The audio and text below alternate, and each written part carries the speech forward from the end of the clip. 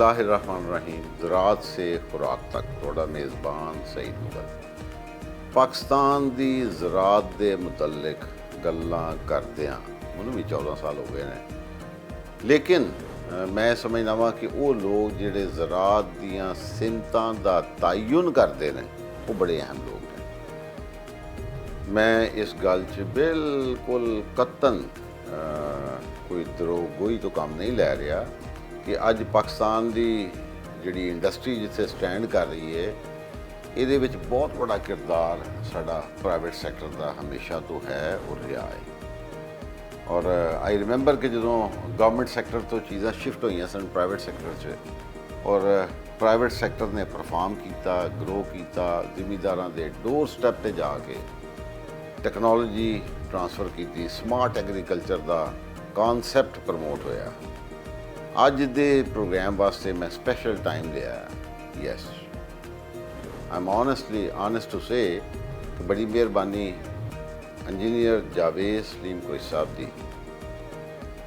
कोई साहब के नाम नाल शायद ही कोई बंदा होए पैसाइड इंडस्ट्री का, साढ़े डीलर्स, साढ़े फार्मर्स जिन्होंने ना पता होए कि कोई साहब दी खिदमात की ने। लेकिन मैं इन्हों कदी कदी कहना होना कि तुसी पाकिस्तान के बाबा पैसाइड इंडस्ट्री हो, क्योंकि 92 तो ऑनवर्ड आई रिमेंबर कि जो जनैरिक प्रोडक्ट्स की इंपोर्ट्स शुरू हुई तो माशाल्लाह अच्छे खासे वापदा दे विच सरकारी अफसर सन छड्ड के, चूँकि नेटिवली साहिवाल एरिया तो रहने वाले ने, और ही डिसाइडेड कि मैं पाकिस्तान की तरक्की दे विच हिस्सा पावां।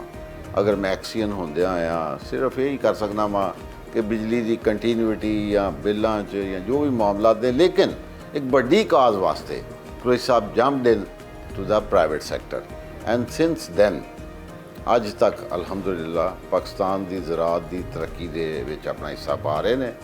ना सिर्फ हिस्सा पा रहे हैं बल्कि हर आउंदे दिन दे विच ज़राअत दे विच जिहड़ी जिद्दत वास्ते ज़रूरत है उन्होंने वर्ल्ड ओवर फिर के पाकिस्तान के फार्मिंग कम्यूनिटी वास्ते सलूशन भी तलाश करते हैं। Yes, this is an open fact कि जिथे भी कोई पॉलिसी मेकिंग की गल होए ज़राअत के मुतलका तरक्की वास्ते हमेशा अपनी तजावीज़ भी डिस्कस करते रहते हैं। शुक्रिया कोई साहब, बहुत शुक्रिया जनाब का। पाकिस्तान की ज़राअत जनाब का 30 साल तो जायद का सफ़र। एक तो I would love to listen कि इन्हां 30 सालों च क्या ज़राअत दे विच कोई बेहतरी आई, क्या जिमींदारें दे नाल मुंसलिक लोगों दे विच कोई खुशहाली की लहर आई। मेरा ख्याल है कि 30 साल का सफ़र जरा ना जी वो बहुत एक तवील भी और मुख्तसर भी है। कि मैं देखना कि मेरी ज़राअत जी 30 साल पहले जिथे खड़ी सी वो 30 साल बाद को तो अगे चली कोई नहीं। हाँ, और मुख्तसर है इस वजह नाल है जी जी। और अगर असी ये पहलुओं देखिए कि किस वजह नाल असी इत्थे रुके हुए हैं, ज़राअत क्यों रुकी हुई है। साडी जिन्नियां पोलिटिकल पार्टीज़ ने, मेरा ख्याल है कि हर एक का एक पोलिटिकल स्लोगन है ज़राअत बढ़ाओ, ज़राअत बढ़ाओ, ज़राअत बढ़ाओ। जी जी। लेकिन जो मैं उन्होंने पॉलिसीज़ दे देखदा अज तो अगर मैं 30 वरियां दा नाल है इस काम के उत्ते पोलिटिकल स्लोगन की हद तक तो वो रहिंदे ने, लेकिन जो ज़राअत नूं अगे वधाउण वास्ते एक पॉलिसीज़ की वारी आती है कि किस तरीके नाल इहनूं अगे वधाया जाए, तो उस पॉलिसीज़ के उत्ते कंप्रोमाइज़ असी पोलिटिकल गेन्स वास्ते पॉलिसीज़ बनाने। ये तुसी बड़ी वड्डी गल कर रहे हो कि साडियां तमाम पॉलिसी मेकिंग जिहड़ियां ने ये पोलिटिकल गेन वास्ते होंदियां ने, फॉर सर्टन वैसटेड इंटरस्ट होंदियां ने। लेकिन मैं कुरैशी साहब एक होर भी इत्थे ऐड करदा चलां, you being twice chairman Pakistan ginning council, मेरा ख्याल है कि साडी इंडस्ट्री दे विच वन कैन थिंक ओनली कि जिस फोरम ते तुसी बैठे होंदे हो जाके, क्या इन्नी सच्चाई नाल लोग गल्लां सुनना पसंद नहीं करते या अमल करना पसंद नहीं करते। मेरा ख्याल है कि जिस जगह ते हुण चला गया सोशल मीडिया का जिन्ना दौर हो गया, सुनियां ते पैंदियां उन्होंने। अच्छा, मतलब दिल ते पत्थर रख के सुन ते लेंदे ने, लेकिन जो अमल करन दी वारी आती है तो फिर उन्होंने प्रायोरिटीज़ अपनी होंदी है। और ज़राअत का जिहड़ा सफ़र है मैं समझदा कि मुल्क ਤੁਸੀਂ ਲਫ਼ਜ਼ ਖੁਸ਼ਹਾਲੀ ਦੀ ਗੱਲ ਕਰਦੇ ਨੇ, ਮੇਰੇ ਮੂੰਹ ਮੇ ਖਾਕ ਮੈਂ ਸਮਝਦਾ ਕਿ ਮੁਲਕ ਦਾ ਸਰਵਾਈਵ ਕਰਨਾ ਜ਼ਰਾਅਤ ਦੀ ਤਰੱਕੀ ਤੋਂ ਬਗੈਰ ਮੁਮਕਿਨ ਨਹੀਂ ਹੈ। ਟਰੂ। ਠੀਕ ਹੋ ਗਿਆ। ਇਹ ਤੁਹਾਡੀ ਸਟੇਟਮੈਂਟ ਅੱਜ ਤੋਂ 30 ਸਾਲ ਪਹਿਲੇ ਵੀ ਸੀ ਤੇ ਅੱਜ ਵੀ ਹੋਈ। ਅੱਜ ਵੀ ਮੈਂ ਉਹੀ ਕਹਿ ਰਿਹਾ। ਔਰ ਅਸੀਂ ਜਿਹੜੀ ਖੁਸ਼ਹਾਲੀ ਦਾ ਲਫ਼ਜ਼ ਬੋਲਦੇ ਹਾਂ ਨਾ ਜੀ, ਖੁਸ਼ਹਾਲੀ ਬਾਅਦ ਦੀ ਗੱਲ। ਹਾਂ। ਅਸੀਂ ਫੈਸਲਾ ਕਰਨਾ, ਅਸੀਂ ਉਹ ਮੁਲਕ ਹੈ ਜਿਹਦਾ ਅੱਜ ਕੋਈ ਸੀਡ ਆਪਣਾ ਨਹੀਂ ਹੈ। ਅਗਰ ਕੋਈ ਆਪਣਾ ਸੀਡ ਹੈ, ਉਹਦੀ ਪੈਦਾਵਾਰ ਜਿਹੜੀ ਹੈ, ਜਿਹੜੀ ਦੁਨੀਆ ਦੇ ਮੁਲਕ ਲੈਂਦੇ ਪਏ ਨੇ ਉਹਦੇ ਮੁਤਾਬਕ ਨਹੀਂ। ਠੀਕ ਹੈ। ਦੁਨੀਆ 'ਚ 100 ਮਣ ਗੰਦਮ ਹੋ ਰਹੀ ਹੈ ਤੇ 100 ਮਣ ਹੀ ਕਾਟਨ ਹੋ ਰਹੀ ਹੈ। 100 ਮਣ ਕਾਟਨ ਜੀ? 100 ਮਣ ਗੰਦਮ ਤੁਹਾਡੇ ਪੜੋਸੀ ਮੁਲਕ ਚੀਨ ਦੇ ਵਿੱਚ ਮੈਂ ਅੱਖਾਂ ਨਾਲ ਦੇਖੀ। ਇੱਥੇ ਸਾਡੇ ਜਿਹੜੇ ਰਸਤੂ ਨੇ ਉਹ ਪਾਗਲ ਬਣਾਉਂਦੇ ਨੇ ਕਿ ਜੀ ਵਿੰਟਰ ਜਿਹੜੀ ਵੀਟ ਹੈ ਨਾ ਜੀ, ਉਹ 100 ਮਣ ਹੋ ਸਕਦੀ। ਹਾਂ, ਦਿਸ ਵੀ ਹੈਵ ਆਲਰੇਡੀ ਲਿਸਨ ਮੈਨੀ ਟਾਈਮਸ। Spring wheat.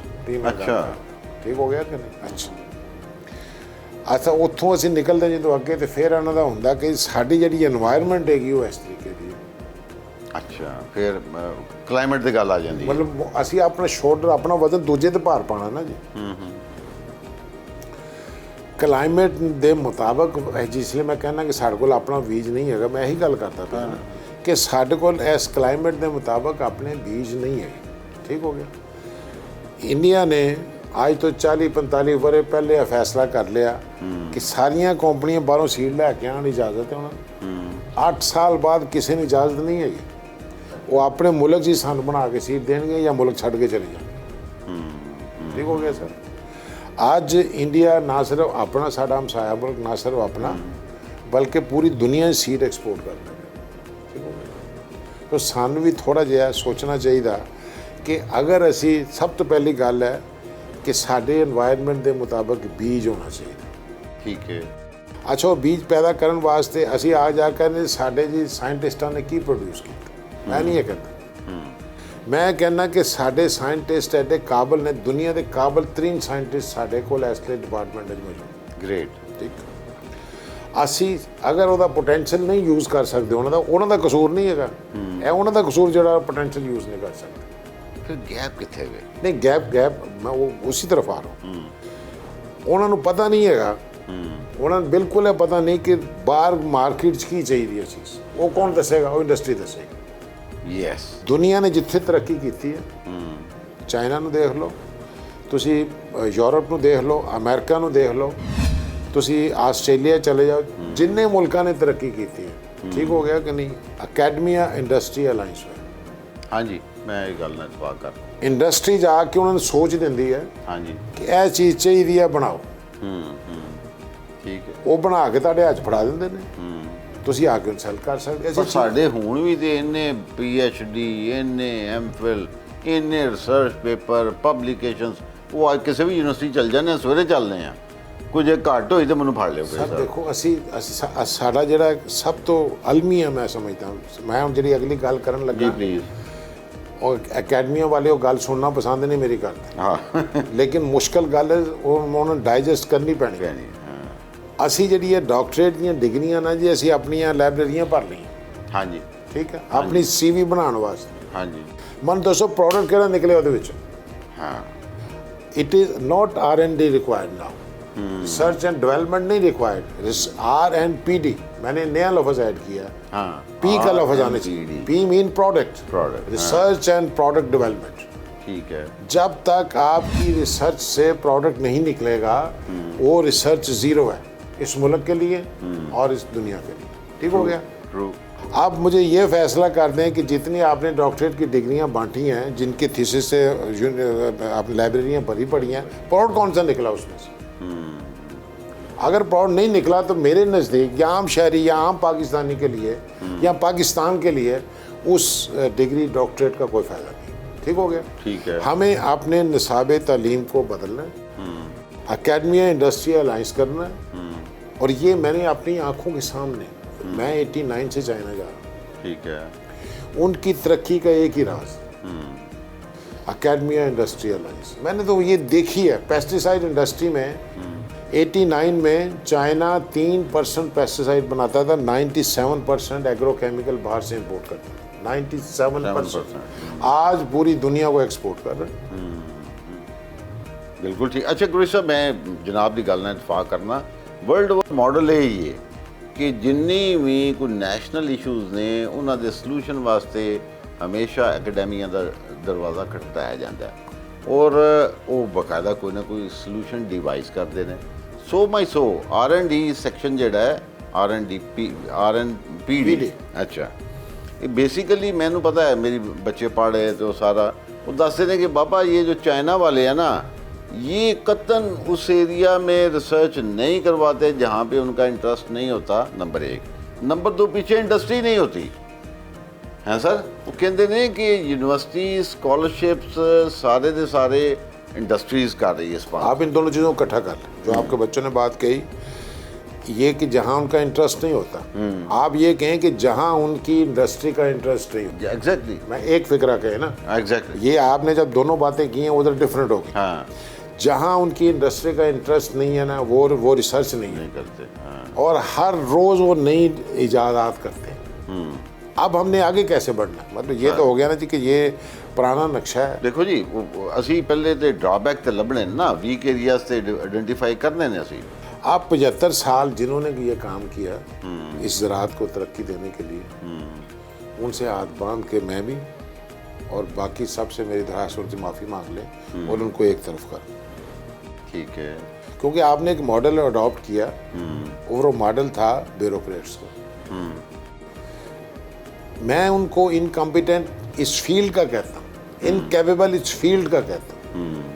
जो उनकी कॉम्पिटेंसी है उसका फ़ायदा उनसे उठाएं। ठीक है, यहाँ ज़राअत पे जो सेक्रेटरी ज़राअत होना चाहिए, उसको वो इंसाइक्लोपीडिया होना चाहिए एग्रीकल्चर पाकिस्तान। ठीक है, उसको मुझे या आपसे मशवरे की ज़रूरत ना पड़े क्या मुझे क्या करना चाहिए। ठीक हो गया। जब मशवरे की ज़रूरत नहीं होगी, वो फिर जो प्लान बनाएगा इस मुल्क की ज़राअत को तरक्की देने के लिए, वो वाइबल प्लान होगा। वाइबर प्लान बनेगा तब जब के ब्यूरोक्रेट्स जो हैं, जो सुपरवाइज कर रहे हैं, जिनके पास सारे बजट्स की एलोकेशन है, जिनके पास सारी अथॉरिटी है। गलबात करते हैं छोटी जी ब्रेक के बाद।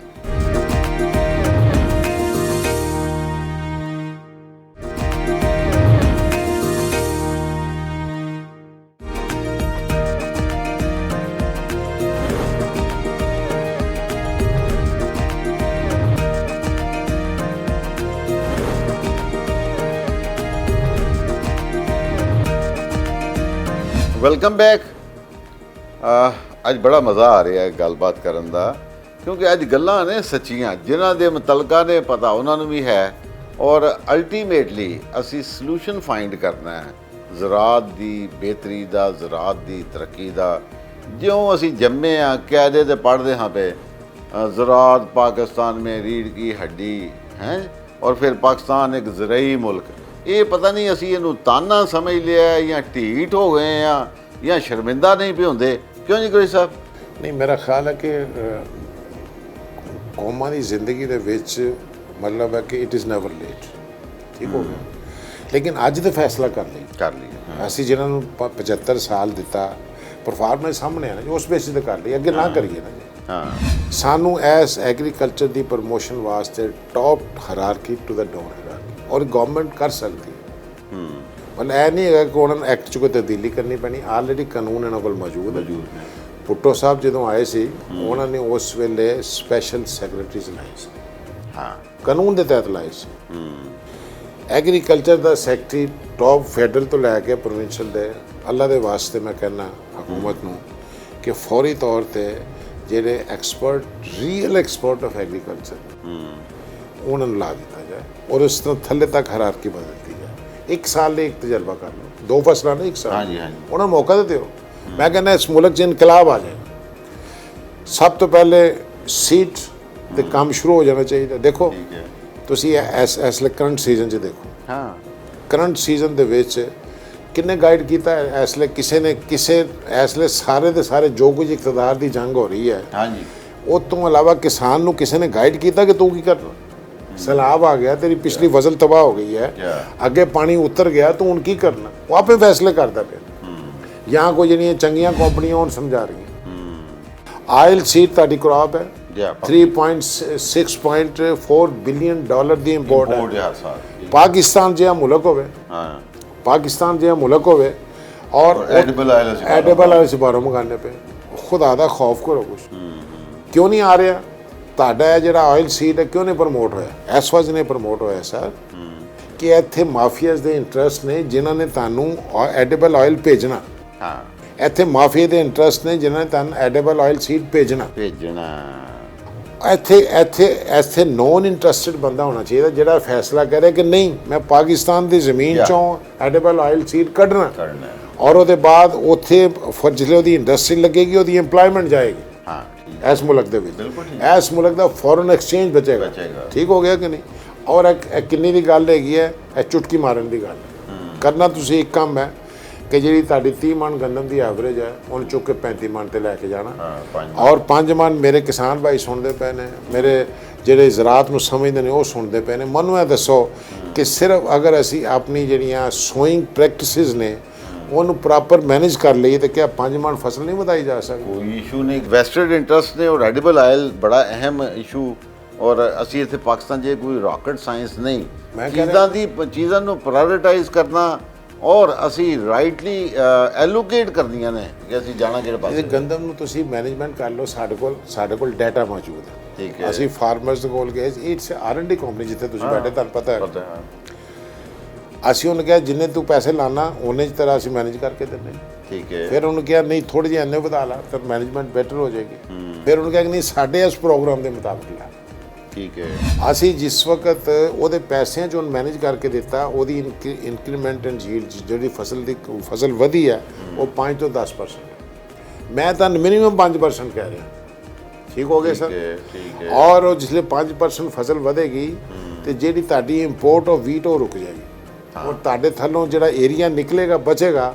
ਉਹ ਕਮ ਸੇ ਕਮ 3 ਮਿਲੀਅਨ ਏਕੜ 30 ਲੱਖ ਏਕੜ ਬਚੇਗਾ ਠੀਕ ਹੈ ਉਹ 30 ਲੱਖ ਏਕੜ ਤੁਸੀਂ ਚਲੇ ਜਾਓਗੇ 2 ਕਰੋੜ 10 ਲੱਖ ਵੀਟ ਤੇ ਚਲੇ ਜਾਓਗੇ ਕਿਉਂਕਿ ਇਸ ਤੇ 2 ਕਰੋੜ 40 ਲੱਖ ਏਕੜ ਵੀਟ ਲੱਗਦੀ ਹੈ ਠੀਕ ਹੈ ਔਰ ਜਿਹੜੇ 30 ਲੱਖ ਏਕੜ ਤੁਹਾਡਾ ਬਚਦਾ ਉੱਥੇ ਐਡੀਬਲ ਆਇਲ ਲਾ ਲਓ ਕਨੋਲਾ ਲਾ ਲਓ ਕਿਜ਼ੋਲਾ ਲਾ ਲਓ ਰਾਇਆ ਲਾ ਲਓ ਰਾਇਆ ਸੁਪਰ ਲਾ ਲਓ ਜੋ ਦਿਲ ਕਰਦਾ ਲਾਓ ਠੀਕ ਹੋ ਗਿਆ ਨਾ ਜੀ ਠੀਕ ਹੈ ਜਦੋਂ ਤੁਸੀਂ ਇਹ ਲਾਓਗੇ ਔਰ ਇਹਦੀ ਜਿਹੜੀ ਯੀਲਡ ਆਏਗੀ ਉਹ ਤੁਹਾਡੇ ਅਫੋਰਡੇਬਲ ਹੈ ਤੁਹਾਡੇ ਪਾਕਿਸਤਾਨ ਦੇ ਵਿੱਚ ਠੀਕ ਹੋ it has got a very good market ਠੀਕ ਇਸ ਲਈ ਤੁਹਾਡੇ ਪਾਕਿਸਤਾਨ ਦੇ ਵਿੱਚ ਜਿਹੜੀ ਵੈਰਾਈਟੀਆਂ ਮੌਜੂਦ ਹੈਗੀਆਂ ਮਤਲਬ ਈਵਨ ਸਾਡੀ ਇਸ ਲਈ ਮਾਰਕੀਟ ਕਿਜ਼ੋਲਾ ਮੂਵ ਹੋ ਰਿਹਾ ਔਰ ਇਸ ਲਈ ਜਿਹੜੀ ਕੈਨੇਡਾ ਜਿਹੜਾ ਟੌਪ ਤੇ ਰੇਪਸੀਡ ਜਿਹੜਾ ਬਣਾ ਰਿਹਾ ਉਹਦੀ ਜਿਹੜੀ ਹੈ ਨਾ ਜੀ ਉਹਦੀ ਪੋਜੀਸ਼ਨ ਇਸ ਵੇਲੇ ਜਿਹੜੀ ਟੋਟਲ ਹੈਗੀ 23 ਮਣ ਫੀ ਏਕੜ ਦੀ ਹੈ ਡਾਟਾ ਖੋਲ ਲਓ ਗੂਗਲ ਕਰ ਲਓ ਅੱਜ ਤਾਂ ਆਸਾਨ ਠੀਕ ਹੈ ਇਹ ਤੁਹਾਨੂੰ 30 ਮਣ ਜਾਂ 30 ਮਣ ਤੋਂ ਉੱਤੇ ਤੱਕ ਦੇ ਰਿਹਾ ਸਰ 30 ਮਣ ਬੜੀ ਵੱਡੀ ਯੀਲਡ ਹੈ ਮੈਨੂੰ ਪਤਾ ਪਿਛਲੇ ਸਾਲ ਜਿੰਨਾ ਕਨੋਲਾ ਲਾਇਆ ਨਾ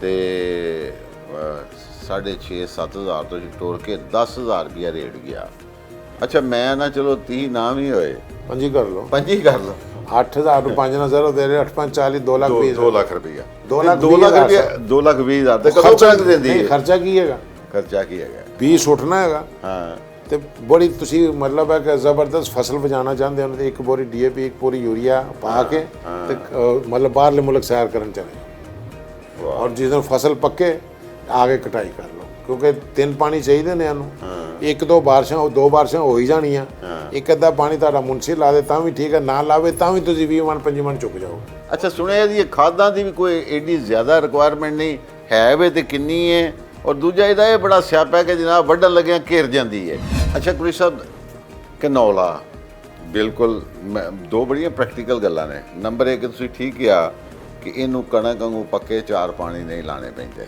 ਅੱਛਾ ਮੈਂ ਸਮਝਦਾ ਇੰਨਾ ਕੁ ਅੱਲਾਹ ਪਾਕ ਦਾ ਕਰਮ ਹੈ ਕਿ 2-3 ਵਾਰੀ ਛਿੱਟਾ ਪੈ ਹੀ ਜਾਂਦਾ ਹੈ ਨੰਬਰ 1 ਨੰਬਰ 2 ਖਾਦਾਂ ਦੇ ਹਵਾਲੇ ਨਾਲ ਜਿੰਨੀ ਸਾਡੀ ਰეკਮੈਂਡੇਸ਼ਨ ਹੈ ਵੀਟ ਦੇ ਵਿੱਚ ਇਹਦਾ ਕੀ ਕੰਪੈਰੀਜ਼ਨ ਹੈ ਸਰ ਹਰਬੇਸਾਈਡ ਕੋਈ ਨਹੀਂ ਫੰਜੇਸਾਈਡ ਕੋਈ ਨਹੀਂ ਕੋਈ ਤੇਲਾ ਨਹੀਂ ਕੋਈ ਕੁਛ ਨਹੀਂ ਹੈਗਾ ਇਹਦੇ ਉੱਤੇ ਤੇਲਾ ਆਪ ਦੂਰੋਂ ਨੱਠਦਾ ਜੇ ਤੁਸੀਂ ਮਾਰਚ ਲਾ ਲਿਆ ਤੇਲਾ ਆਂਦਾ ਤੁਹਾਡੇ ਕੋਲ ਜਾ ਕੇ ਜੇ ਅਕਤੂਬਰ ਤੱਕ ਲਾ ਲਿਆ ਤੇਲਾ ਤੁਹਾਡਾ ਮਾਰਚ ਤੋਂ ਬਾਅਦ ਆਂਦਾ ਠੀਕ ਹੈ ਕਿ ਉਸ ਤੋਂ ਪਹਿਲੇ ਫਸਲ ਉੱਠ ਜਾਂਦੀ ਹੈ ਮੈਂ ਕਿਸਾਨ ਭਾਈ ਨੂੰ ਵੀ ਦਰਖਾਸਤ ਕਰਾਂਗਾ ਕਿ ਜਿਨ੍ਹਾਂ ਨੇ ਵੀ ਆਪਣੀ ਫਸਲ ਲਾਣੀ ਹੈ ਇਹ ਅਕਤੂਬਰ ਦੇ ਵਿੱਚ ਲਾ ਲੈਣ ਠੀਕ ਹੈ ਤਾਂ ਕਿ ਜਿਸਲੇ ਮਾਰਚ ਅਪ੍ਰੈਲ ਦੇ ਵਿੱਚ ਤੇਲਾ ਆਵੇ ਤਾਂ ਉਸ ਤੋਂ ਪਹਿਲੇ ਫਸਲ ਤੁਹਾਡੀ ਤਿਆਰ ਪੱਕ ਹੋ ਕੇ ਤੁਹਾਡੇ ਘਰ ਚਲੀ ਜਾਏ ਠੀਕ ਹੋ ਗਿਆ ਬੜਾ ਇੰਪੋਰਟੈਂਟ ਗੱਲ ਹੈ ਠੀਕ ਹੋ ਗਿਆ ਔਰ ਸਾਨੂੰ ਇਹਨੂੰ ਇੱਕ ਤਦਰੀਜ ਦੇਖੋ ਇਹ ਗਵਰਨਮੈਂਟ ਨੇ ਕੁਝ ਕੋਈ ਰਿਫਾਰਮ ਨਹੀਂ ਕੀਤੀ। ਹਾਲਾਂਕਿ ਇਹ ਚੀਜ਼ ਨੂੰ ਨੋਟ ਕਰੋ, ਨੋਟ ਕਰ। ਹਾਂ ਇਹ ਕਿਸਾਨ ਨੇ ਖੁਦ ਰਿਫਾਰਮ ਕੀਤੀ ਹੈ ਜਾਂ ਪ੍ਰਾਈਵੇਟ ਸੈਕਟਰ ਹਾਂ ਹਾਂ ਕਿ ਜੀ ਐਡੀਬਲ ਆਇਲ ਨੂੰ ਅਸੀਂ ਕਿਸ ਤਰੀਕੇ ਨਾਲ ਰਿਡਿਊਸ ਕਰਨਾ, ਠੀਕ ਹੈ। ਇੰਪੋਰਟ ਨੂੰ ਠੀਕ। ਘਟਾਉਣਾ ਔਰ ਆਪਣੀ ਮੁਲਕੀ ਪੈਦਾਵਾਰ 'ਚ ਵਧਾਉਣਾ। ਠੀਕ ਹੈ। ਅੱਛਾ, ਹੁਣ ਅੱਗੇ ਘਟ ਮੌਸਮੀਆਤੀ ਤਬਦੀਲੀ ਆਈ। ਇਹ ਜਿਹੜੀ ਸਾਡੇ ਆ ਰਹੇ ਵੱਡੇ ਗਵਰਨਮੈਂਟਸ ਦੇ ਬੰਦੇ ਬੈਠੇ ਹੋਏ ਨੇ, ਮੈਂ ਸਮਝਦਾ ਕਿ it was a criminal act it was a criminal act ਕਿ ਇਹਨਾਂ ਨੇ ਕੋਈ ਐਸੀ ਕੰਪੇਨ ਨਹੀਂ ਚਲਾਈ ਕਿ ਹੁਣ ਮੁਲਕ ਜਿਹੜਾ ਹੈਗਾ ਕਲਾਈਮੇਟ ਚੇਂਜ ਦੇ ਵਿੱਚ ਬੁਰੀ ਤਰ੍ਹਾਂ hurt ਹੋ ਰਿਹਾ। ਜਿਹੜੀ ਜੂਨ ਦੀ ਸਾਡੀ ਸੋਇੰਗ ਹੈ ਉਹਦੇ ਕਾਬਿਲ ਨਹੀਂ ਹੈਗਾ। ਹੁਣ ਇਹ ਅਰਲੀ ਲਾਓ ਮਾਰਚ ਦੇ ਵਿੱਚ, ਠੀਕ ਹੈ।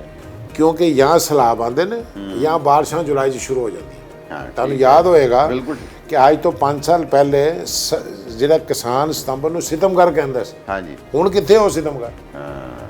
ਹੁਣ ਤੇ ਫਸਲ ਹੀ ਸਤੰਬਰ ਤੱਕ ਨਹੀਂ ਪਹੁੰਚਦੀ। ਠੀਕ ਹੋ ਗਿਆ ਨਾ ਜੀ। ਸੋ ਸਾਡੀ ਜਿਹੜੀ ਰਿਕੁਆਇਰਮੈਂਟ ਹੈ, ਮੈਂ ਇਹ ਸਮਝਦਾ ਕਿ ਕ੍ਰਿਮੀਨਲ ਐਕਟ ਮੈਂ ਇਸ ਵਾਸਤੇ ਕਹਿਣਾ ਕਿ ਗਵਰਨਮੈਂਟ ਨੂੰ ਡੇ ਟੂ ਡੇ ਬੇਸਿਸ ਤੁਹਾਡੇ ਨਾਲ ਤੇ ਮੁਲਕ 'ਚ ਮੋਨੀਟਰਿੰਗ ਹੁੰਦੀ ਹੈ, ਉਹ ਗਾਈਡ ਕਰਦੇ ਨੇ ਕਿ 6 ਮਹੀਨੇ ਬਾਅਦ ਬਾਰਿਸ਼ਾਂ ਆਣੀਆਂ ਤੇ ਫਸਲ ਇਸ ਵੇਲੇ ਲਾ ਲਓ। ਬਿਲਕੁਲ ਇੱਥੇ ਕਿਸਾਨ ਨੂੰ ਛੱਡਿਆ ਹੈ ਕਿ ਉਹ ਆਪੇ ਹੀ ਦੇਖੇ ਮੌਸਮ, ਆਪੇ ਉਹਦੇ ਮੁਤਾਬਕ ਮੈਨੇਜ ਕਰੇ। ਉਹ ਜਨਾਬ ਮਗਰੋਂ ਇਹਨਾਂ ਆਪਣੀਆਂ ਪੈਲੀਆਂ ਬਚਾਉਣੀਆਂ ਹੁੰਦੀਆਂ ਨੇ, ਫਲੱਡ ਗਰੀਬਾਂ ਵਾਲੇ ਪਾਸੇ ਰੋਡ ਦੇਣਾ ਹੁੰਦਾ ਹੈ। ਉਹੀ ਪਿਆਜ਼ ਜਿਹੜਾ ਇੱਕ ਦਿਨ 50 ਰੁਪਏ ਕਿਲੋ ਵਿਕਦਾ ਹੁੰਦਾ ਹੈ, ਉਸ ਦਿਨ 400 ਰੁਪਏ ਕਿਲੋ ਵੇਚਣਾ ਹੁੰਦਾ ਹੈ। ਬੁਨਿਆਦੀ ਤੌਰ ਤੇ ਮੈਂ ਇੰਨਾ ਕੁ ਜ਼ਿਆਦਾ ਪਰੇਸ਼ਾਨ ਹੋਏ ਨਾ ਕਿਤੇ ਕਿ ਯਾਰ ਬੈਠਿਆਂ ਬਿਠਾਇਆਂ ਇੱਕਦਮ ਤੁਸੀਂ ਹਰ ਚੀਜ਼ ਦੀ ਐਗਰੀਕਲਚਰ ਪ੍ਰੋਡਿਊਸ ਦੀ ਕੀਮਤ ਵਧਾ ਦਿੰਦੇ ਹੋ, ਕੋਈ ਵੇਖਣ ਵਾਲਾ ਕੋਈ ਨਹੀਂ। ਇਹਦਾ ਮਤਲਬ ਚੋਰਾਂ ਦੇ ਨਾਲ ਸਾਧ ਵੀ ਰਲੇ ਪਏ ਨੇ। ਦੇਖੋ ਜਿਹੜੀ ਰਿਫਾਰਮ ਸਾਡੇ ਨਾਲ ਦੇ ਮੁਲਕ, ਇਹ ਵੀ ਰਿਫਾਰਮ ਉਹਨਾਂ ਨੇ 30 ਸਾਲ ਪਹਿਲੇ ਵੀ ਕੀਤੀ ਹੋਈ। ਕੀ ਕੀਤੀ ਹੋਈ ਉਹਨਾਂ ਨੇ ਪਿੰਡਾਂ ਦੇ ਵਿੱਚ ਪਲਪਿੰਗ ਪਲਾਂਟ ਲਾ ਕੇ ਦਿੱਤੇ ਹੋਏ। ਠੀਕ ਹੈ। ਕਿ ਟਮਾਟਰ ਜਦੋਂ ਜੁਲਾਈ ਅਗਸਤ ਦੇ ਵਿੱਚ ਜਿਹਦੀ ਚੁਨਾਈ ਦੇ ਪੈਸੇ ਨਾ ਲੱਭਦੇ ਹੋਣ ਤੇ ਉਹਨੂੰ ਚੁਨਾਈ ਕਰੋ, ਪਲਪ ਬਣਾਓ ਤੇ ਨਾਲ ਕੋਲਡ ਸਟੋਰੇਜ। ਮਈ ਸਾਡੇ ਪੰਜਾਬ 'ਚ ਮਈ ਜਾ ਉਹਨੂੰ ਉੱਥੋਂ ਚੁੱਕ ਕੇ ਤੇ ਕੋਲਡ ਸਟੋਰੇਜ ਰੱਖ ਕਰ ਦਿਓ। ਹਾਂ, ਔਰ ਉਹਦੇ ਬਾਅਦ 4 ਮਹੀਨੇ ਬਾਅਦ ਉਸ ਰੇਟ ਨਾਲੋਂ ਜ਼ਿਆਦਾ ਰੇਟ ਤੇ ਉਸ ਪਲਪ ਨੂੰ ਮਾਰਕੀਟ 'ਚ ਵੇਚ ਦਿਓ। ਠੀਕ ਗੱਲ, ਬਿਲਕੁਲ। ਲੇਕਿਨ ਇਹ ਰਿਫਾਰਮ ਜਿਹੜੀਆਂ ਹੁੰਦੀਆਂ ਨੇ ਜੀ, ਇੱਕ ਸਿਸਟਮ ਕਰਦਾ ਹੈ ਔਰ ਸਿਸਟਮ ਦਾ ਨਾਂ ਹੈਗਾ ਕੋਆਪਰੇਟਿਵ। ਠੀਕ ਹੈ। ਬਦਕਿਸਮਤੀ ਇਸ ਮੁਲਕ ਦੀ ਹੈ ਔਰ ਉਹਨਾਂ ਸਾਰਿਆਂ ਮੁਲਕ ਜਿਨ੍ਹਾਂ ਨੇ ਜ਼ਰਾਅਤ 'ਚ ਤਰੱਕੀ ਕੀਤੀ ਹੈ, ਮੈਂ ਚੈਲੰਜ ਕਰਦਾ ਸਾਰਿਆਂ ਨੂੰ ਕਿ ਉਹ ਇਸ ਚੀਜ਼ ਨੂੰ ਸਾਬਤ ਕਰ ਦੇਣ ਕਿ ਕਿਆ ਉਹਨਾਂ ਨੇ ਕੋਆਪਰੇਟਿਵ ਸਿਸਟਮ, ਚਾਈਨਾ ਸਮੇਤ ਹਾਂ ਠੀਕ ਹੈ, ਕੋਆਪਰੇਟਿਵ ਸਿਸਟਮ ਤੋਂ ਬਗੈਰ ਕੋਈ ਮੁਲਕ ਕਿਸੇ ਮੁਲਕ ਦੀ ਐਗਰੀਕਲਚਰ ਨਹੀਂ ਤਰੱਕੀ ਕਰ ਸਕਦੀ। ਇਹ ਫਾਊਂਡੇਸ਼ਨ ਸਟੋਨ ਹੈ। ਅਗਰ ਤੁਸੀਂ ਅੱਜ ਫੈਸਲਾ ਕਰ ਲਿਆ ਕਿ ਅਸੀਂ ਆਪਣੀ ਜ਼ਰਾਅਤ ਨੂੰ ਤਰੱਕੀ ਦੇਣੀ ਤੇ ਪਹਿਲੀ ਇੱਟ ਕੋਆਪਰੇਟਿਵ ਦੀ ਰੱਖ ਦਿਓ। ਠੀਕ ਹੈ, ਠੀਕ ਹੈ। ਤੁਸੀਂ ਪਹਿਲੇ ਇੱਟਾਂ ਰੱਖੀਆਂ ਸੀ ਇਹਦੀਆਂ, ਉਹ ਖਰਾਬ ਕਿਉਂ ਹੋਇਆ? ਤੁਸੀਂ ਕੋਆਪਰੇਟਿਵ ਦੀ ਇੱਟ ਰੱਖ ਦਿੱਤੀ, ਕਾਰਪੋਰੇਟ ਦੀ ਨਹੀਂ ਰੱਖੀ। ਕਾਰਪੋਰੇਟ ਵਾਲੇ ਸਾਰੇ ਉੱਥੇ ਕਬਜ਼ਾ ਕਰ ਗਏ। ਠੀਕ ਹੈ। ਔਰ ਸਾਰਾ ਸਿਸਟਮ ਤਬਾਹ ਹੋ ਗਿਆ। ਤੁਸੀਂ ਐਟ ਅ ਟਾਈਮ 2 ਇੱਟਾਂ ਰੱਖਣੀਆਂ, ਇੱਕ ਕੋਆਪਰੇਟਿਵ, ਇੱਕ ਕਾਰਪੋਰੇਟ ਫਾਰਮ। ਠੀਕ ਹੈ ਜੀ। ਠੀਕ ਹੈ। ਜਿਹੜੇ 1 ਮਰਬੇ ਤੋਂ ਉੱਤੇ ਨੇ ਉਹਨਾਂ ਨੂੰ ਉੱਧਰ ਭੇਜੋ। ਜਿਹੜੇ 25 ਜਾਂ 30 ਏਕੜ ਤੋਂ ਥੱਲੇ ਨੇ ਉਹਨਾਂ ਨੇ 3.5 ਏਕੜ ਉਹ ਥੱਲੇ ਕਰ। ਠੀਕ ਹੈ। ਉਹਨਾਂ ਸਾਰਿਆਂ ਦੇ ਮੁਫਾਦਾ ਯਕਸਾ ਹੈ। ਉਹ ਬੈਠ ਕੇ ਪ੍ਰੋਬਲਮ ਸੇਮ ਨੇ। ਠੀਕ ਹੋ ਗਿਆ। ਗੱਲਬਾਤ ਕਰਨੇ ਛੋਟੀ ਜਿਹੀ ਬ੍ਰੇਕ ਤੋਂ ਬਾਅਦ।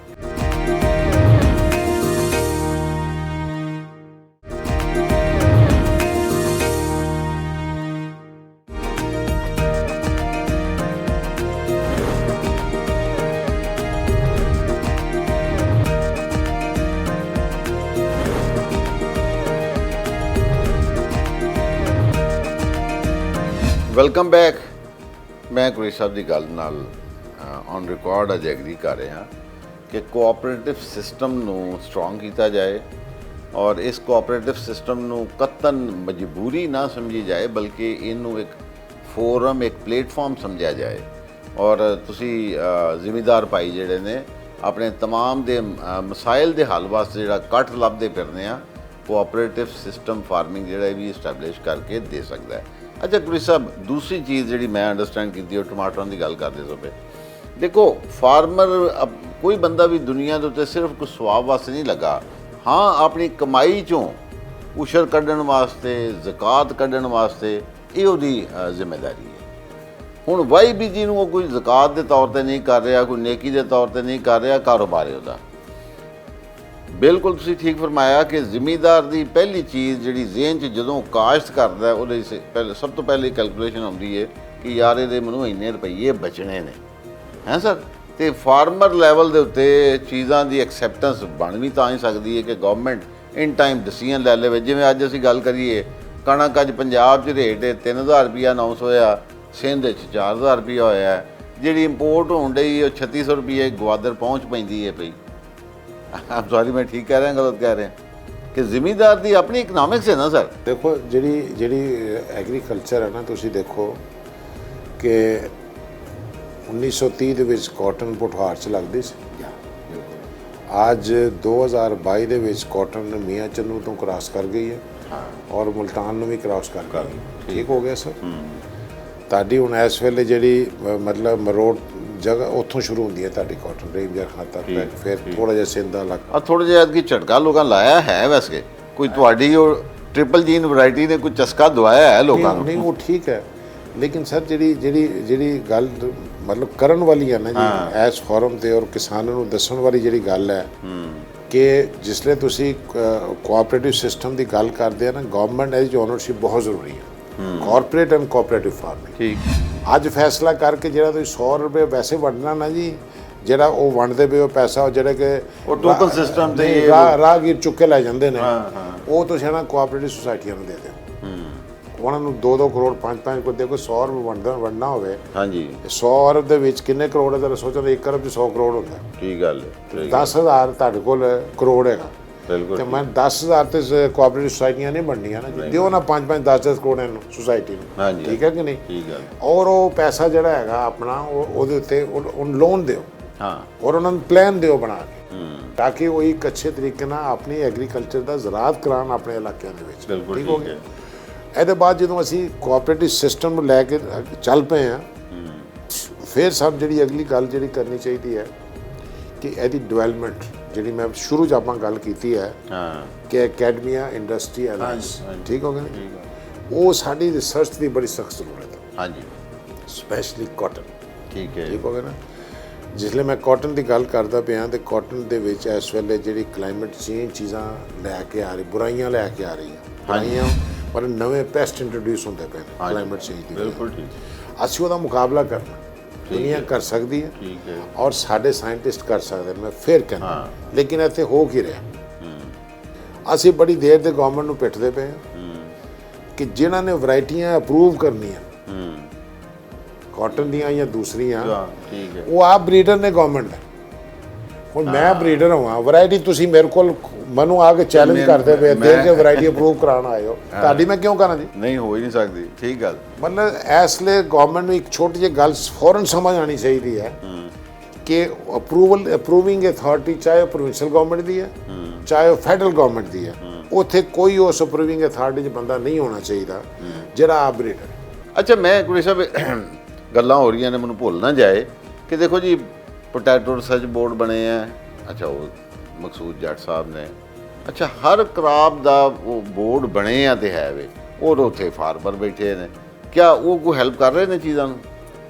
ਉਹ ਕਹਿੰਦੇ ਨੇ 100 ਗਜ਼ ਰੱਸਾ ਤੇ ਇੱਕ ਸਿਰੇ ਤੇ ਗੰਢ। ਹਾਂ, ਇਹ ਸਾਡੀ ਪੰਜਾਬ ਦੀ ਅਸੀਂ ਪੈਦਾ ਹੋਣ ਤੋਂ ਤੇ ਜਿਹੜੇ ਸਾਡੇ ਤੋਂ ਪਹਿਲੇ 10 ਨਸਲਾਂ ਪਹਿਲਾਂ ਉਹ ਵੀ ਸੁਣਦੇ ਆਏ ਨੇ, ਪੁਰਾਣੀ ਕਹਾਵਤ। ਹਾਂ, ਇਸ ਪੂਰੇ ਸਿਸਟਮ ਨੂੰ ਇੱਕ ਬੰਦਾ ਕੰਟਰੋਲ ਕਰਦਾ, ਜਿਹਦਾ ਨਾਮ ਹੁੰਦਾ ਸੈਕਟਰੀ ਐਗਰੀਕਲਚਰ। ਜਿੰਨੇ ਮਰਜ਼ੀ ਬੋਰਡ ਥੱਲੇ ਬਣਾ ਲਓ ਤੇ ਉਹਨਾਂ ਯੈਸ ਸਰ ਹੀ ਕਰਨਾ ਜਾ ਕੇ, ਮਜਬੂਰੀ ਉਹਦੇ 'ਚ ਉਹਨਾਂ ਦੇ ਇੰਟਰਸਟ ਹੋਣਗੇ। ਫਿਰ ਮੈਂ ਉਹੀ ਗੱਲ ਕਰ ਰਿਹਾ ਸਰ, ਦੇਖੋ ਮੇਰਾ ਉਹਨਾਂ ਨਾਲ ਕੋਈ ਇਖਤਲਾਫ ਨਹੀਂ। ਮੇਰਾ ਇਖਤਲਾਫ ਸਿਰਫ ਇੰਨਾ ਕਿ ਜਿਸ 75 ਸਾਲ ਤੁਸੀਂ ਟਰਾਇਲ ਕਰ ਚੁੱਕੇ ਹੋ, ਅੱਲਾ ਦੇ ਵਾਸਤੇ ਹੁਣ ਟਰਾਇਲ 1 ਸਾਲ ਲਈ ਬੰਦ ਕਰ, ਚਲੋ 1 ਸਾਲ ਲਈ ਮੈਂ ਕਰਨਾ ਪਿਆ, ਮੈਂ ਤਾਂ 75 ਸਾਲ ਨਹੀਂ ਮੰਗਦਾ ਪਿਆ। ਇੱਥੇ ਕੰਪੀਟੈਂਟ ਬੰਦਿਆਂ ਨੂੰ ਬਿਠਾਓ। ਮਸਲਨ ਅਗਰ ਤੁਸੀਂ vice chancellor Faisalabad agri university ਨੂੰ ਚੁੱਕੋ, ਉਹਨੂੰ ਕਹੋ ਵੀ ਤੂੰ ਇਸ ਸੀਟ ਤੇ ਬਹਿ ਨਜ਼ਰ ਆ। ਇਲਮ ਦਾ ਮੰਬਾ ਹੈ ਕਿ ਨਹੀਂ ਹੈ? ਠੀਕ ਹੈ। ਇਸ ਤਰ੍ਹਾਂ ਦੇ ਹੋਰ ਇੱਕ ਨਾਂ ਨਹੀਂ ਹੈਗੇ, ਇਸ ਤਰ੍ਹਾਂ ਦੇ 20 ਨਾਂ ਨੇ। ਠੀਕ ਹੈ ਨਾ ਜੀ? ਉਹਨਾਂ ਸਾਰਿਆਂ ਦੇ ਜ਼ਿੰਮੇ ਲਾ ਦਿਓ ਕਿ ਜੀ ਇਹ ਟਾਰਗੇਟ ਆਪਣੇ ਖੁਦ ਬਣਾ ਕੇ ਲਿਆਉਣਗੇ ਕਿ ਅਸੀਂ ਕਰਨਾ ਕੀ ਚਾਹੁੰਦੇ ਹਾਂ, 6 ਮਹੀਨੇ ਤੁਸੀਂ ਕੀ ਕਰਨਾ ਚਾਹੁੰਦੇ ਹੋ, ਔਰ ਅਸੀਂ ਸਾਡੀ ਜ਼ਰਾਤ ਕਿੱਥੇ ਖੜੀ ਹੋਏਗੀ ਜਦੋਂ ਅਗਲੀ ਫਸਲ ਆਏਗੀ।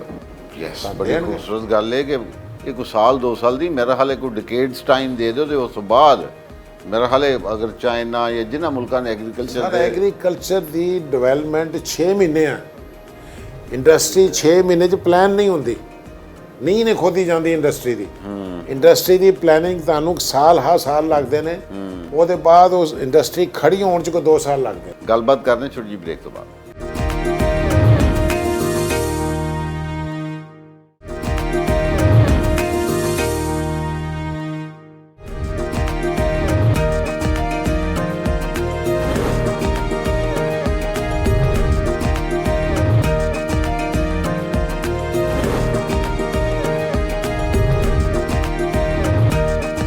ਪਾਕਿਸਤਾਨ ਦੇ ਵਿੱਚ ਬੇਰੋਜ਼ਗਾਰੀ ਨੂੰ ਘਟਾਉਣ ਵਾਸਤੇ ਅਸੀਂ ਜਿੱਥੇ ਵੀ ਸਾਨੂੰ ਏਰੀਆ ਡਿਸਕਸ਼ਨ ਹੁੰਦਾ ਹੈ ਸਾਡੀ ਕੋਈ ਐਫਰਟਸ ਹੋ ਸਕਦੀਆਂ ਨੇ ਸਾਨੂੰ ਜ਼ਰੂਰ ਕਰਨੀਆਂ ਚਾਹੀਦੀਆਂ ਨੇ ਔਰ ਐਗਰੀਕਲਚਰ ਮੈਂ ਗੱਲ ਕਰ ਰਿਹਾ ਸਾਂ ਕੋਈ ਸਾਹਿਬ ਨਾਲ ਕਿ ਫਲੱਡ ਆਏ ਫਲੱਡ ਦੇ ਨਾਲ ਬਹੁਤ ਜ਼ਿਆਦਾ ਨੁਕਸਾਨ ਜਿਹੜਾ ਉਹ ਸਿੰਧ ਏਰੀਆ 'ਚ ਹੋਇਆ ਔਰ ਸਿੰਧ ਏਰੀਆ ਦੇ ਵਿੱਚ ਵੀ ਜ਼ਿਆਦਾ ਮੁੰਜੀ ਕਪਾਹ ਔਰ ਕਮਾਦ ਵਾਲੇ ਜਿੱਥੇ ਕਮਾਦ 'ਚੋਂ ਪਾਣੀ ਉਤਰਦਾ ਜਾਂਦਾ ਪਿਆ ਰਾਤੀ ਮੈਂ ਇੱਕ ਵੇਂਦਾ ਸੀ ਮੈਂ ਵੀਡੀਓ ਭੇਜੀ ਇੱਕ ਜ਼ਿਮੀਂਦਾਰ ਨੇ ਕਿ ਦਰਮਿਆਨ ਦੇ ਵਿੱਚ ਯਾਨੀ ਗੰਨੇ ਦੇ ਲੱਕ 'ਚ ਆ ਕੇ ਤੇ ਫਿਰ ਉਹ ਜੜ੍ਹਾਂ ਨਿਕਲਣੀਆਂ ਸ਼ੁਰੂ ਹੋ ਗਈਆਂ ਬਹਰਹਾਲ ਨੁਕਸਾਨ ਤੇ ਨੁਕਸਾਨ ਨੇ ਲੇਕਿਨ ਕੁਰੇਸ਼ਾ ਨੂੰ ਪੁੱਛਨੇ ਆ ਕਿ ਜ਼ਾਹਿਰ ਹੈ ਮਾਸ਼ਾਅੱਲਾ ਐਗਰੀਕਲਚਰ ਇੰਜੀਨੀਅਰ ਨੇ ਮੈਂ ਓਨੈਸਟਲੀ ਮੇਰੇ ਵਾਸਤੇ ਹੋਏ ਤੇ ਮੈਂ ਇਹਨਾਂ ਨੂੰ ਆਜ਼ਾਦੀ ਡਿਗਰੀ ਜ਼ਰਾਤ ਦੀ ਦੇ ਦਿਆਂ ਕਿਉਂਕਿ ਇਹਨਾਂ ਕੋਲ ਨਾਲ ਹੀ ਸਾਡੇ PhD ਲੋਕਾਂ ਤੋਂ ਜ਼ਿਆਦਾ ਹੈ ਤੇ ਕੁਰੇਸ਼ਾ ਸਾਹਿਬ ਇਹ ਕੱਚੇ ਦੇ ਇਲਾਕੇ ਦੇ ਵਿੱਚ ਹੁਣ ਪਾਣੀ ਲੈ ਜਾਣੇ ਨੇ ਇਹਦੇ ਵਾਸਤੇ ਤੁਹਾਡੇ ਕੋਲ ਬੈਸਟ ਸੋਲੂਸ਼ਨ ਕੀ ਹੈ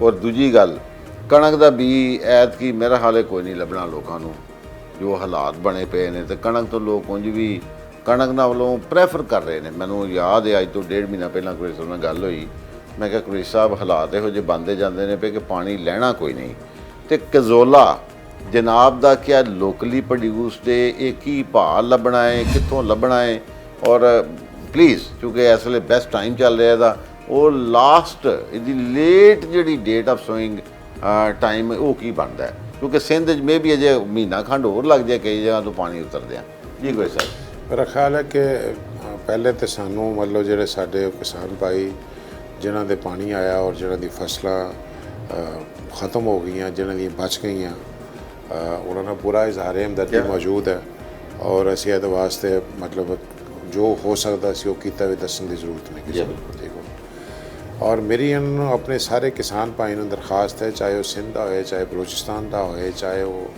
ਸਦਰਨ ਪੰਜਾਬ ਦਾ ਹੋਵੇ ਕਿ ਤੁਹਾਡੀ ਜ਼ਮੀਨਾਂ 'ਤੇ ਜਿਹੜਾ ਫਲੱਡ ਦਾ ਪਾਣੀ ਫਿਰ ਕੇ ਗਿਆ ਹੈਗਾ ਉਹ ਆਪਣੇ ਨਾਲ ਇੱਕ ਜ਼ਰਖੇਜ਼ ਮਿੱਟੀ ਲੈ ਕੇ ਆਇਆ ਉਹ ਜਿੱਥੇ ਮਿਜ਼ਰੀਜ਼ ਨੇ ਉੱਥੇ ਬਲੈਸਿੰਗਸ ਵੀ ਨੇ ਅੱਲਾਹ ਤਾਲਾ ਦੀ ਜ਼ਮੀਨਾਂ ਜਦੋਂ ਤੁਹਾਡੇ ਕੋਲ ਵੱਤਰ 'ਤੇ ਆ ਜਾਣ ਤੇ ਫੌਰੀ ਤੌਰ 'ਤੇ ਤੁਹਾਡੀ ਮਰਜ਼ੀ ਹੈ ਹੁਣ ਮਤਲਬ ਇਸ ਲਈ ਜਿਹੜੀ ਗੱਲ ਕਹਿਣੀ ਹੈ ਨਾ ਜੀ ਇਹ ਬੜੀ ਸੈਂਸਿਟਾਈਜ਼ ਹੈ ਕਿ ਅਗਰ ਮੇਰੇ ਕੋ ਪੁੱਛੋਗੇ ਤਾਂ ਮੈਂ ਕਿਸਾਨ ਦੀ ਗੱਲ ਕਰਾਂਗਾ ਕਿ ਕਿਸਾਨ ਨੂੰ ਇਸ ਲਈ ਪੈਸੇ ਕਿੱਥੋਂ ਬਚ ਸਕਦੇ ਨੇ ਅੱਜ ਦੀ ਰੇਟ 'ਚ ਵੀ ਮੰਡੀ 'ਚੋਂ ਪਤਾ ਕਰ ਲਓ 8000 ਰੁਪਏ ਮਣ ਕਜ਼ੋਲਾ ਦਾ ਜਿਹੜਾ ਇਸ ਲਈ ਬੀਜ ਹੈ ਉਹ ਵਿਕਦਾ ਪਿਆ ਆਇਲ ਸੀਡ ਦਾ ਬੀਜ ਵਿਕਦਾ ਪਿਆ 8000 ਰੁਪਏ ਮਣ ਜਾਂ ਉਹਦੀ ਪ੍ਰੋਡਿਊਸ ਵਿਕਦੀ ਉਹਦਾ ਬੀਜ ਵਿਕਦਾ ਪਿਆ ਸਰ ਜਿਹੜਾ ਉਹਨਾਂ ਨੇ ਪੈਦਾ ਕਰਨਾ ਪ੍ਰੋਡਿਊਸ ਨਹੀਂ ਦੀ ਮੈਂ ਗੱਲ ਕਰਦਾ ਨਹੀਂ ਪ੍ਰੋਡਿਊਸ ਦੀ ਗੱਲ ਕਰ ਰਿਹਾ ਕਿ ਜਿਹੜੀ ਫਸਲ ਤੁਹਾਡੀ ਆਏਗੀ ਪ੍ਰੋਡਿਊਸ ਦੇ ਨਾਲ ਫਸਲ ਦਾ ਲਫ਼ਜ਼ ਸ਼ਾਮਲ ਕਰ ਲਓ ਔਰ ਤੁਸੀਂ ਸੀਡ ਜੋ ਉਹਦਾ ਰੇਟ ਡਿਫਰੈਂਟ ਹੋਏਗਾ ਨਾ ਤੁਸੀਂ 30 ਮਣ ਤੱਕ ਫਸਲ ਲੈ ਸਕਦੇ ਹੋ ਹਾਂ ਔਰ ਇਹ ਵਾਹਦ ਫਸਲ ਹੈ ਜਿਹਦੇ ਵਾਸਤੇ ਤੁਸੀਂ ਅਗਰ ਕੁਝ ਵੀ ਨਾ ਪਾਇਆ ਤਾਂ ਵੀ 5 ਮਣ ਚੁੱਕ ਜਾਓਗੇ 5 ਮਣ ਤੱਕ ਠੀਕ ਹੋ ਗਿਆ ਅਗਰ ਤੁਸੀਂ ਥੱਲੇ ਇੱਕ DAP ਇੱਕ ਯੂਰੀਆ ਪਾ ਦਿੰਦੇ ਹੋ ਔਰ ਉਹਦੇ ਬਾਅਦ ਇਹਨੂੰ ਸਿਰਫ 3 ਪਾਣੀਆਂ ਦੀ ਜ਼ਰੂਰਤ ਹੈ ਕੋਈ ਹਰਬੇਸਾਈਡ ਦੀ ਜ਼ਰੂਰਤ ਨਹੀਂ ਕੋਈ ਉਹਦੇ ਬਾਅਦ ਫਰਦਰ ਯੂਰੀਆ ਦੀ ਜ਼ਰੂਰਤ ਕੋਈ ਨਹੀਂ ਹੈ ਉਹਦੇ ਬਾਅਦ ਕਿਸੇ ਫੰਜੇਸਾਈਡ ਦੀ ਜ਼ਰੂਰਤ ਨਹੀਂ ਹੈਗੀ ਯੈਲੋ ਰਸਟ ਦੀ ਆਉਣ ਦੇ ਉੱਤੇ ਕਿਸੇ ਕਿਸਮ ਦੀ ਦਵਾਈ ਫੈਲਣ ਦੀ ਜ਼ਰੂਰਤ ਕੋਈ ਨਹੀਂ ਔਰ ਉਹਦੇ ਬਾਅਦ ਜਿਸਲੇ ਗਰਮੀ ਆਣੀ ਹੈ ਉਸ ਤੋਂ ਪਹਿਲੇ ਮਾਰਚ ਦੇ ਵਿੱਚ ਫਸਲ ਪੱਕ ਕੇ ਤੁਹਾਡੇ ਕੋਲ ਤਿਆਰ ਹੋ ਕੇ ਤੁਹਾਡੇ ਹੱਥ 'ਚ ਆ ਜਾਣੀ ਹੈ ਔਰ ਤੁਹਾਡੇ ਕੋਲ ਲੋ ਕਾਸਟਿੰਗ ਕ੍ਰੌਪ ਹੈ ਇਸ ਵੇਲੇ ਜਿਹੜੀ ਮੈਂ ਸਮਝਦਾ ਕਿ ਲਗਾ ਕੇ ਮੈਕਸਿਮਮ ਆਊਟਪੁੱਟ ਤੁਸੀਂ ਇਸ ਲਈ ਜਿਹੜੀ ਮਰਜ਼ੀ ਫਸਲ ਲਾਓ ਤੁਹਾਨੂੰ 2 ਲੱਖ ਮੈਂ ਕਹਿੰਦਾ 2 ਲੱਖ ਦੀ ਲਫ਼ਜ਼ ਮੈਂ ਯੂਜ਼ ਕਰਦਾ ਕਿ 2 ਲੱਖ ਤੋਂ ਲੈ ਕੇ 2,40,000 ਤੱਕ ਕੋਈ ਫਸਲ ਨਹੀਂ ਦੇ ਸਕਦੀ ਜਿਹੜੀ ਤੁਸੀਂ ਅਕਤੂਬਰ 'ਚ ਲਾਓ ਤੇ ਮਾਰਚ ਉਹਦੀ ਕਟਾਈ ਕਰ ਲਓ ਤੇ ਤੁਹਾਨੂੰ ਪਰ ਇੱਕ ਪੈਸੇ ਇੰਨੇ ਲੱਭ ਜਾਣ ਇਹ ਫਸਲ ਤੁਹਾਨੂੰ ਦੇ ਸਕਦੀ ਹੈ ਔਰ ਕਿਉਂਕਿ ਤੁਹਾਡੇ ਕੋਲ ਪਹਿਲੇ ਨੁਕਸਾਨ ਹੋ ਚੁੱਕੇ ਨੇ, ਤੁਹਾਡੀ ਜੇਬ 'ਚ ਪੈਸੇ ਘੱਟ ਹੈਗੇ ਨੇ, ਹਾਂਜੀ ਇਸ ਲਈ ਬੜੀ ਇਸ ਲਈ ਤੁਸੀਂ ਲੋ ਕਾਸਟਿੰਗ ਵਾਲੀ ਫਸਲ ਲਾਣੀ ਹੈ, ਲੇਕਿਨ ਜਿਹੜਾ ਬੀਜ ਲਾਓ Profitable ਵੀ। ਅੰਨੇਵਾਹ ਲੈ ਕੇ ਨਾ ਲਾਣਾ, ਹਾਂ। ਕਿਉਂਕਿ ਇੱਥੇ ਬੀਜ ਐਸੇ ਮੌਜੂਦ ਨੇ ਜਿਹੜੇ 16 17 18 ਮਣ ਜਿਹਨਾਂ ਦੀ ਪੈਦਾਵਾਰ ਹੈ। ਅਗਰ ਤੁਸੀਂ ਉਹ ਲਾਓਗੇ ਤਾਂ ਕੱਲ ਨੂੰ ਮੇਰੇ ਨਾਂ ਨਾਲ ਮੈਨੂੰ ਨਾ ਕੋਈ ਕਹਿਣਾ ਕਿ ਜਨਾਬ ਉਹ ਇੱਕ ਆਇਆ ਸੀ ਤੇ ਉਹਨੇ ਸਾਨੂੰ ਕਿਹਾ ਅਸੀਂ ਕਹਿਣ ਤੇ ਉਹਦੇ ਲਾ ਲਿਆ, ਲੇਕਿਨ ਸਾਨੂੰ ਤਾਂ 15 ਮਣ ਨਿਕਲੀ ਵਿੱਚੋਂ। ਸੋ ਬੈਸਟ ਕ੍ਰਾਪਿੰਗ ਪੈਟਰਨ ਜਿਹੜਾ ਬਣਦਾ ਹੈ ਕੈਜ਼ੋਲਾ ਤੋਂ ਬਾਅਦ ਉਹ ਕਾਟਨ ਦਾ ਟਾਈਮ ਬੈਸਟ ਬਣਦਾ ਹੈ। ਕਿਉਂਕਿ ਪ੍ਰੋਗਰਾਮ ਦਾ ਵਕਤ ਖਤਮ ਹੋ ਰਿਹਾ ਹੈ, ਮੈਂ ਰਵਾਇਤਨ ਨਹੀਂ ਬਲਕਿ ਕਹਿ ਲਓ ਨੀਡ ਕਿ ਮੇਰੇ ਕਾਸ਼ਤਕਾਰਾਂ ਵਾਸਤੇ ਪੈਗਾਮ ਮੈਂ ਹੁਣ ਇਹ ਪੈਗਾਮ ਨਹੀਂ ਦਿੰਦਾ ਕਿ ਦਬ ਕੇ ਬਾਅਦ ਰਜ ਕੇ ਖਾ, ਬਲਕਿ ਮੈਂ ਪੈਗਾਮ ਇਹ ਦਿੰਦਾ ਕਿ ਦੇਖੋ ਜੇ ਸਬਸਿਡੀ ਦੇਣੀ ਹੈ ਗਵਰਨਮੈਂਟ ਆਪਣੀ ਜੇਬ 'ਚੋਂ ਦੇ, ਮੇਰੇ ਕਿਸਾਨ ਦੀ ਜੇਬ 'ਚੋਂ ਨਾ ਦੇ। ਵਾਓ, ਮੈਨੂੰ ਅੱਜ ਵੀ ਯਾਦ ਆ ਗਿਆ ਕੁਰੇਸ਼ੀ ਸਾਹਿਬ, ਥੈਂਕ ਯੂ ਵੈਰੀ ਮਚ। ਇਹ ਕੁਰੇਸ਼ੀ ਸਾਹਿਬ ਨਾਲ ਮੈਂ ਜਦੋਂ ਵੀ ਗੱਲ ਹੁੰਦੀ ਸੀ ਨਾ, ਮੈਨੂੰ ਆਈ ਰਿਮੈਂਬਰ ਕਿ ਬੈਕ ਇਨ 2008-9 ਦੇ ਵਿੱਚ ਵੀ ਗੱਲ ਹੋਈ। ਉਹਨਾਂ ਕਿਹਾ ਮੁਗਲ ਇਹ ਜਿਹੜੀ ਸਬਸਿਡੀ ਦਾ ਲਫ਼ਜ਼ ਹੈ ਨਾ, ਇਹ ਸਾਡੇ ਜ਼ਿਮੀਂਦਾਰ ਨੂੰ ਨਹੀਂ ਚਾਹੀਦਾ। ਸਾਨੂੰ ਤੁਸੀਂ ਈਵਨ ਗੇਮ ਜਿਹੜੀ ਪਲੇ ਕਰਨ ਵਾਸਤੇ ਗਰਾਊਂਡ ਹੈ ਉਹ ਪ੍ਰੋਵਾਈਡ ਕਰ ਦਿਓ। ਮੇਰਾ ਜ਼ਿਮੀਂਦਾਰ ਇੰਨਾ ਮਿਹਨਤੀ ਵੀ ਹੈ ਔਰ ਅੱਲਾ ਦਾ ਬੜਾ ਕਰਮ ਹੈ ਕਿ ਹਰ ਫਸਲ ਦੀ ਬਿਹਤਰੀਨ ਪੈਦਾਵਾਰ ਹਾਸਲ ਕਰ ਸਕਦਾ ਹੈ। ਅੱਜ ਦੇ ਇਸ ਪ੍ਰੋਗਰਾਮ 'ਚ ਮੇਰੀ ਦਾਵਤ ਕਬੂਲ ਕਰਕੇ ਟਾਈਮ ਦੇਣ ਵਾਸਤੇ ਬਹੁਤ ਸ਼ੁਕਰੀਆ ਇੰਜੀਨੀਅਰ ਜਾਵੇਦ ਸਿੰਘ ਪੇਸ਼ ਸਾਹਿਬ ਦਾ, ਚੇਅਰਮੈਨ ਫੋਰ ਬ੍ਰਦਰਸ ਗਰੁੱਪ ਦਾ। ਔਰ ਉਮੀਦ ਕਰਨਾ ਵਾ ਕਿ ਅੱਜ ਦੀ ਗੁਫ਼ਤਗੂ ਤੋਂ ਬਾਅਦ ਜਿਨ੍ਹਾਂ ਲੋਕਾਂ ਦੇ ਮੁਤਲਕ ਗੱਲਬਾਤ ਹੋਈ ਹੈ, ਬਿਊਰੋਕਰੈਟਸ ਦੇ ਮੁਤਲਕ ਹੋਈ ਹੈ, ਗਵਰਨਮੈਂਟ ਦੇ ਮੁਤਲਕ ਹੋਈ ਹੈ, ਪੋਲੀਟੀਸ਼ੀਅਨਸ ਦੇ ਮੁਤਲਕ ਹੋਈ ਹੈ, ਕਾਸ਼ਤਕਾਰਾਂ ਦੇ ਮੁਤਲਕ ਹੋਈ ਹੈ, ਔਰ ਜਿੰਨੇ ਵੀ ਸਟੇਕ ਹੋਲਡਰ ਨੇ ਐਗਰੀਕਲਚਰ ਦੇ ਉਹਨਾਂ ਦੇ ਮੁਤਲਕ ਗੱਲ ਹੋਈ ਹੈ, ਖੁਦਾਰਾ ਜਿਹੜੀਆਂ ਸੁਜੈਸ਼ਨਸ ਨੇ ਇਹਨਾਂ ਤੇ ਅਮਲ ਕਰ ਜੋ। ਜ਼ਿੰਦਗੀ ਬੜੀ ਥੋੜੀ ਹੈ। ਪ੍ਰੋਗਰਾਮ ਦਾ ਵਕਤ ਖਤਮ ਹੁੰਦਾ। ਆਪਣੇ ਮੇਜ਼ਬਾਨ ਸਈਦ ਮੁਗਲ ਨੂੰ ਇਜਾਜ਼ਤ ਦਿਓ। ਅੱਲਾ ਹਾਫਿਜ਼।